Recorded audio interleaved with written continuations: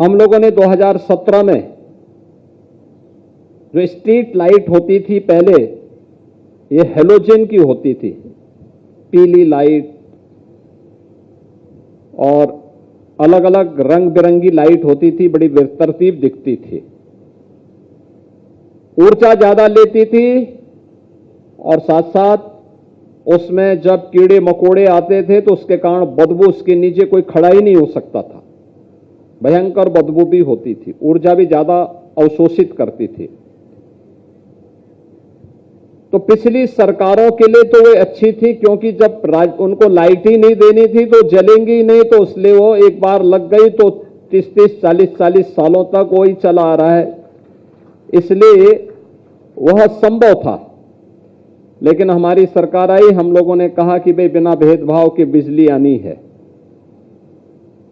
24 घंटे बिजली देनी है, तो लाइट भी उसी प्रकार की हो, एक जैसी लाइट दिखे शहर में, पूरा शहर दुधिया दिखे।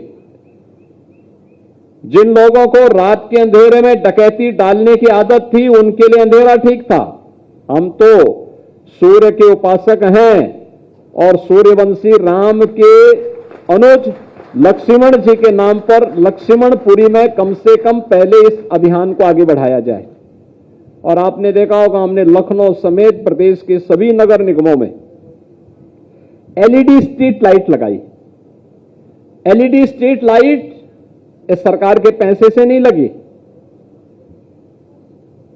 ईएसएल भारत सरकार की संस्था ने लाइट लगाई। हेलोजन को हमने कहा आप उठा के लेके जाइए, 5 साल के इसके रखरखाव की जिम्मेदारी ले लीजिए और हम पैसा नहीं देंगे, बल्कि हेलोजन से जितनी बिजली खर्च होती थी उसके और एलईडी के बीच में जो डिफरेंस होगा उसी में से आपको हम पैसा देंगे। आप सोचो ना, आम के आम और गुठली के दाम। ये प्रधानमंत्री जी के विजन के कारण हुआ था। हम लोगों ने 16 लाख लाइट पूरे प्रदेश भर में बदली थी और एलईडी स्ट्रीट लाइट बदली थी। आज आप किसी भी शहर में आप चले जाइए, यूपी में एलईडी स्ट्रीट लाइट से पूरे शहर एकदम दुधिया लाइट से जगमगाते हुए दिखाई देते हैं।